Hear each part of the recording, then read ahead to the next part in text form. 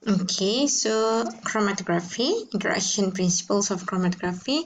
It is actually a combination of two words, Greek words. Chromo means color, and graphy means representation of something on paper. Okay, because the first chromatography is actually the one, we call that the plate, ataupun kita panggil paper chromatography. So warna tu kita tengok warna tu bergerak. Bila kita letak warna yang secondary color, lepas tu kita tengok warna tu bergerak, dipecahkan. So tu the first discovery of chromatography lah. Satu nama dia chromography. Okay. So this is example of what happened in chromatography. Okay. So of course you have what here? You have your sample mixture. So as you can see in your sample mixture, there's a lot of analytes there. So that analyte is the one that we are going to separate it. We are going to separate based on the affinity lah. Okay, so in chromatography we are going to have two phases, which is stationary phase, okay, and also mobile phase. Kita akan ada dua lah. Okay, so inside here, inside the column, this is your column. In your column, you're going to have your stationary phase. Stationary phase dalam column lah. Okay, and then as you can see here, in the column, the separation occurs. Tengok kat sini. So they have 4 analytes in the sample mixture and they are separated. Why they are separated? Because they have different affinity towards stationary phase and also mobile phase. Stationary phase dalam column, mobile phase ni yang kat luar ni. Kalau dalam gas flow ni lah. So maksudnya ada yang ke depan. Kenapa? Interaction dia lagi tinggi towards mobile phase. Ada yang kat belakang ni paling lambat ni kenapa? So dia tak nak keluar lah. And why dia tak nak keluar? Sebab because it has a high affinity towards stationary phase.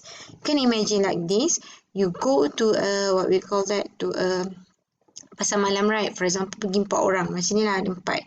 So kadang-kadang korang akan keluar tak sama, right? Sebab ada orang yang suka berhenti situ, berhenti sini, banyak affinity attractions, but there are some of it yang keluar cepat je. So it will be eluted phase. Why? It has low affinity for stationary phase. So it will be eluted phase. Okay, so the one that has higher affinity towards stationary phase will stay longer inside the column. So among these 4, okay, you have this the purple, yellow, blue, and also red. Okay, so purple analyte has the highest affinity towards stationary phase, so it will stay longer. Okay, so it stays longer inside the column, so it will be eluted last because it has highest affinity to stationary phase, ataupun dia ada high attraction to stationary phase. Dia suka stationary phase, so it will stay longer inside the column. But the red particles or the red analytes here has the lowest affinity to stationary phase, ataupun dia ada higher affinity towards mobile phase. So it will stay just for a while. Okay, it has low interaction, low affinity, low retention, so it will be eluted first. Okay, so all of these analytes can be separated based on different affinity.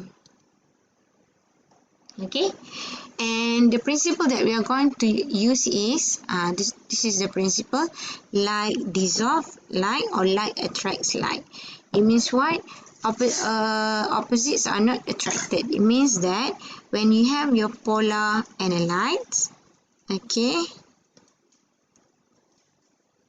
polar analytes, it will be attracted toward polar stationary phase. Okay, and for non-polar analyte, it will be attracted toward non-polar stationary phase. Okay, So, polars attracted to other polars, non-polar attracted to other non-polar. Okay, so non-polar have no attractions to polar. Okay, so that is why if your stationary phase is polar, and then kita ada sampel yang A, B, C, 3 analytes here. A is polar, for example, the most polar. C is the least polar. Semua ni masih polar, tapi C least polar, paling kurang polar lah among the 3 analytes. So yang mana akan keluar dulu? A, B or C? Of course lah C yang akan keluar dulu. Why? Because when it is least polar, dia akan attracted it will attracted weakly or weaker. Dia akan attracted tu lemah lah, kurang as compared to A. A like dissolve light, like attract light. Since it is the most polar, dia akan attracted to stationary phase yang dalam kolom tu lama sebab sama polar dengan polar. So what happens? C will be eluted first, followed by B, and A ni dia stay longer, it will be eluted last. Okay, so there are a few chromatographic terms that you need to know. Number one, chromatograph. What is chromatograph? It is the equipment that enables the sophisticated separation. Okay, and then we have eluent. What is eluent? Eluent is the fluid entering the column or solvent that carries the analyte. Okay, eluate is the mobile phase leaving the column. And your stationary phase, what is stationary phase? Look at the word station here. So remember, as I already told you earlier, in chromatography kita ada dua phases lah. Stationary phase and mobile phase. SP is for stationary and P is for mobile phase. Stationary phase means what? Okay, so stationary phase, the word station there. What does it mean by station? Station, it means that it stays there. It is static. Station means static. Tak bergerak. Okay, so stationary phase is the phase that is static inside the column. It won't move. Kalau dia keluar, meaning that there is problem with the column, dah rosak. Kita panggil bleeding. Okay, and mobile phase, what does it mean by mobile phase? Mobile means what? Mobile tu bergerak lah. Okay, so mobile phase is the phase that is moving. Okay, so stationary phase immobilized or static on the support particles on the inner wall of the column tubing, while mobile phase, it moves in a definite direction. The mobile phase moves through the chromatography column, stationary phase, where the sample interacts with the stationary phase and is separated. Okay, so let's look at here. This is your column. Example, this is your column. Okay, so inside the column, you're going to have your stationary phase. It must be stationed or static in your column. And then you're going to put your sample here. So kita letak sample. Banyak-banyak sample dekat sini, kita akan letak lah. Okay, wait. So kita letak sample kita kat sini. Ada sample purple, ada sample hijau, biru. Okay, so ada sampel hijau. Okay, so we have 3 samples there. Bukan 3 samples, 1 sample mixture with 3 analytes. So bila dia nak masuk kat sini, what happen, akan ada benda yang carry dia.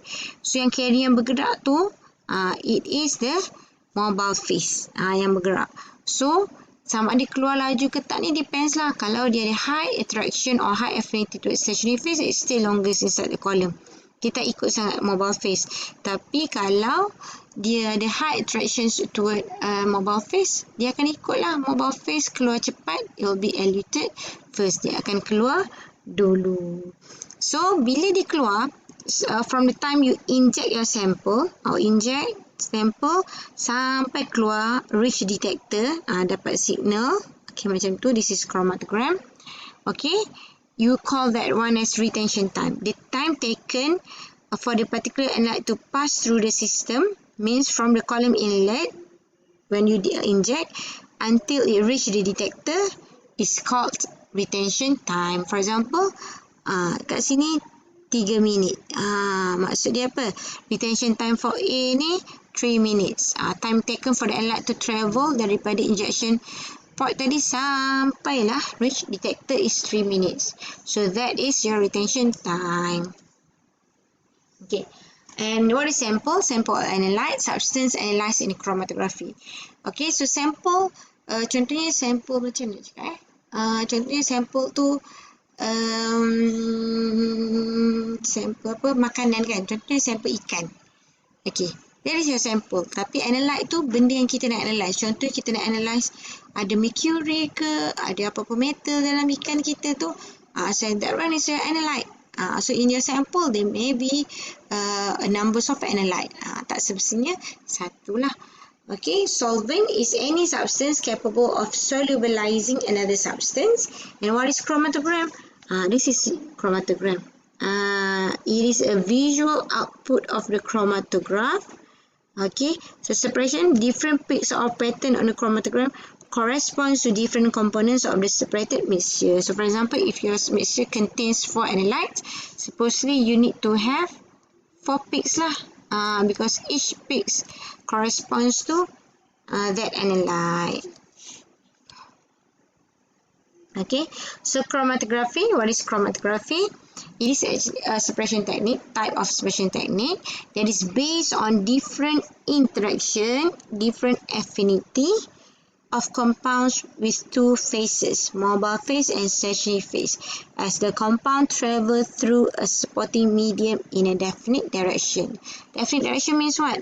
Ni awak punya column kan? So it goes through here. Macam tu dia keluar. Dia tak boleh patah balik. No. Ni salah. It will goes out in one definite direction. Satu arah sahaja. Okay, so that is chromatography. Number 1, you need to state that it is a separation technique or method. Based on what? Based on different volatility. It based on different interaction or different affinity of your analytes towards stationary phase and mobile phase. Dapat 2 markah kat situ. As the compounds travel through the column. Okay. So analytical, what is the purpose of chromatography? Why we need to do chromatography? In analytical, we use it to analyze or examine a mixture, its component and their relations to one another. So kita nak analyze lah apa ada dalam kita punya sampel ni. Okay, and then we want to identify, to determine the identity of a mixture or components based on the known components. Kalau kita tahu komponen satu komponen ni, kita boleh tahu komponen yang lain. Ataupun kalau detektor kita tu, kita panggil mass spectrometry detector tu, dia memang boleh identify semua benda. Okay, we can also quantify, determine the amount of the mixture and the components present in the sample. So as you can see there, purpose of chromatography in analytical, it can be used for both qualitative, we want to know what is inside our sample, and we can also be used for quantitative. Kita nak tahu berapa banyak dalam sample. It can be used both. Okay, and for preparative, we want to purify or separate components in order to isolate one of interest for further study. So for qualitative ni, contoh, for example, saya bagi tahu yang student saya buat lah, my previous students, bio 300 kan. So apa dia buat? Dia examine apa volatile organic compounds yang ada dalam e-liquid, e-cigarettes tu kan. So the flavor tu, nak tahu ada apa benda dalam tu. Betul ke ada glukos dengan ni saja ke ada benda lain, ada ni ada nikotin ke apa. So that means qualitative. Quantitative apa pula? Kita nak tahu berapa banyak. For example, contohnya macam kita nak tahu, kita tahu dalam sampel tu ada hydroquinone. So contohnya ada mercury ke, mercury memang ban lah, tapi hydroquinone dalam kosmetik certain negara dia allow, tapi ada limit dia. Kalau terlampau banyak tak boleh. So yang tu kita nak tahu kuantitatif, berapa banyak amount of benda tu dalam tu. Sama juga dalam kita punya air pun, nak tahu lebih tak kandungan metals tadi. Preparative ni kita nak purify. Contohnya air tadi, kita nak purify dulu. Kita buat ion exchange tadi, lekat dulu, bagi metal semua lekat dulu, kita akan dapat purification lah, ataupun air yang bersih tadi. So chromatography can be used in both analytical and also preparative, but mostly on analytical purpose.